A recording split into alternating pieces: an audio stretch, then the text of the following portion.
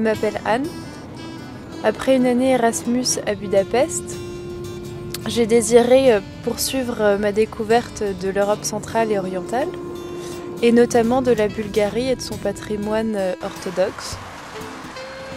Nous allons rencontrer deux étudiants Erasmus à Sofia, Alem, qui pratique la danse traditionnelle bulgare, le ordo, et Antoine, qui va nous permettre d'entrer en contact avec les moines des monastères bulgares.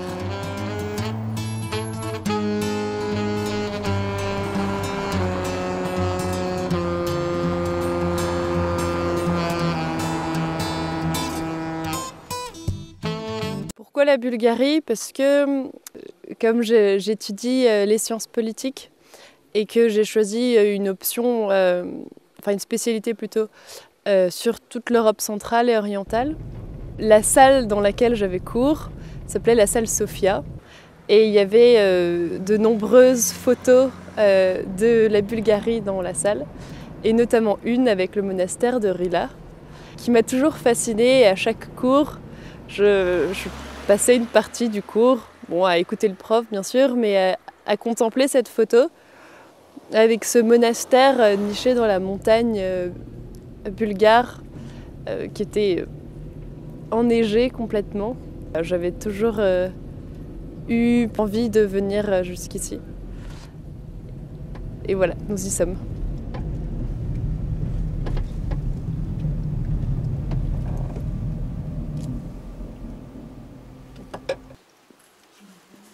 Ça fait pas mal d'années que je fais des retraites régulièrement en France dans des monastères.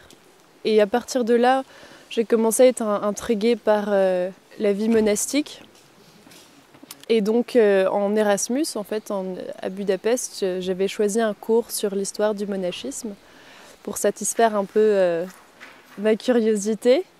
Et ça m'a vraiment enthousiasmée pour découvrir plus tous les aspects du monachisme et notamment de la chrétienté orthodoxe et non plus simplement latine, puisque j'avais eu l'occasion de visiter Kiev et plusieurs églises bulgares et j'avais été très touchée par la foi orthodoxe et par toute la culture orthodoxe. Et c'est comme ça que ça m'a menée petit à petit en fait, à m'intéresser au monachisme orthodoxe.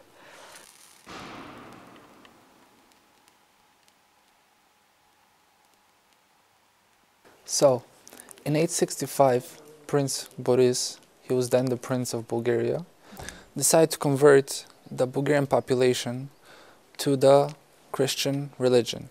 And this was because of a few reasons. One of them was because in south, in Greece, the population already was Christian. So he wanted to unite all the Bulgarian people under one religion, and Christianity was the best answer for this solution. Dans ce contexte-là, en fait, il y a un jeune homme de 25 ans qui s'appelait Jean, à l'époque de la conversion de la Bulgarie à la chrétienté orthodoxe, qui va décider de vivre une vie d'ermite dans les montagnes, près de Rila. Il va devenir en fait Saint Jean de Rila, puisqu'il va vivre tout le reste de sa vie comme ermite, avec pour seul lit un rocher et comme couverture le ciel étoilé. Ça va entraîner en fait beaucoup de moines sortir de leur communauté et aller vivre comme lui en ermite dans les montagnes de Rila. Et à sa mort, ils vont décider de se réunir et former une communauté et construire en fait le premier monastère, enfin les fondations du monastère de Rila, qui va devenir après, pendant le joug ottoman et puis lorsqu'il y aura les communistes également, le foyer en fait vraiment spirituel de la Bulgarie, pour préserver toute la tradition orthodoxe, spirituelle mais aussi artistique. Et nombre de peintres d'icônes vont venir en fait travailler ici. Et d'ailleurs aujourd'hui, il reste encore 10 moines, une dizaine de moines en fait, à vivre dans le monastère.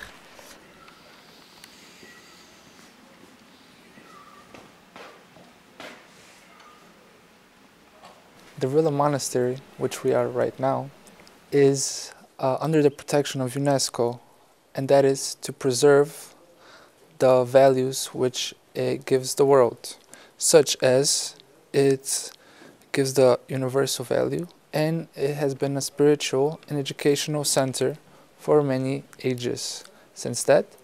And also, Bulgaria before was under a different rule, and the ruling monastery helped the preservation and the awareness of the Bulgarian tradition.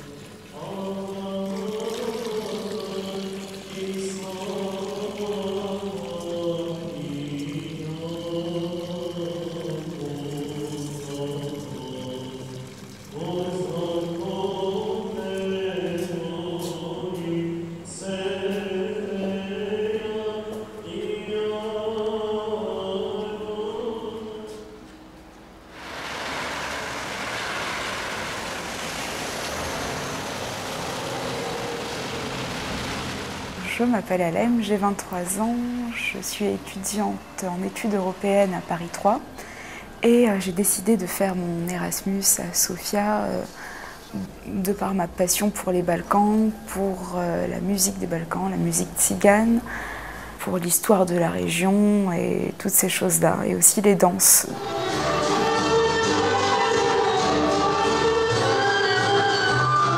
Alors déjà, j'ai déjà eu l'occasion d'appréhender les danses des Balkans à Paris. J'ai aussi fait pas mal de danses tziganes. Je retrouve tout ça à travers la danse bulgare et c'est en même temps un moyen de me sentir ancrée dans la société bulgare, de mieux la connaître, d'être en contact avec des gens. Et donc voilà, c'est un peu une des raisons pour lesquelles je suis venue en Bulgarie, la danse, la musique.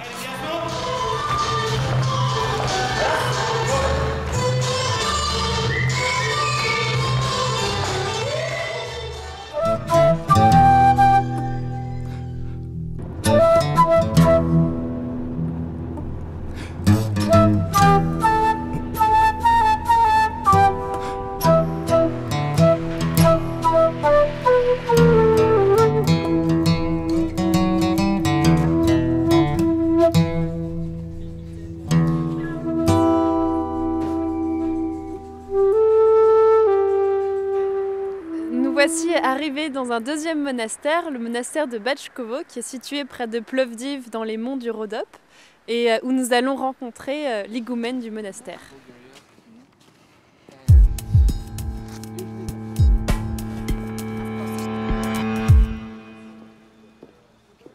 Значи, по принцип, начина на манастира и неговия живот вътре е свързан и съобразен с древните християнски традиции, като се започне с това, че всеки монах отделно има някакво послушание, т.е. някаква дейност, някаква пряка отговорност, какво трябва да върши всеки един ден.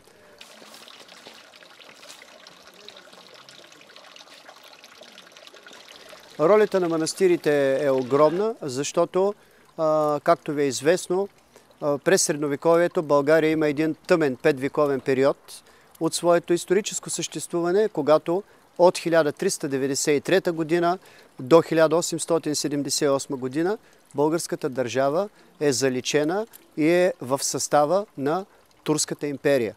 И именно през този тъмен средновековен период, когато вярата и езика са потъпкани от мюсюлманите, именно манастирите остават основни средища, в които се запазва вярата, езикът, битът и културата на цялата българска нация. И не случайно, когато през началото на 19 век започва възраждането на българската култура и писменина, именно манастирите и църквите са тези, които изграждат първите църковни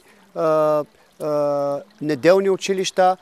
Те са първите, които съхраняват и учат българския род на традициите, установени от нашите прадеди.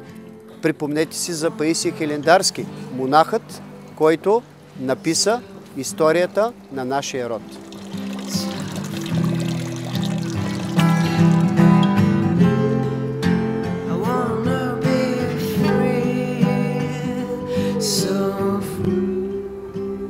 poursuivant ma découverte du monde orthodoxe, je me rends compte que la chrétienté orthodoxe, tout comme la chrétienté latine, font face au même défi, celui de pouvoir rendre compréhensible le contenu de leur foi. Et ce travail, il est à faire dans les monastères, mais aussi dans la vie publique.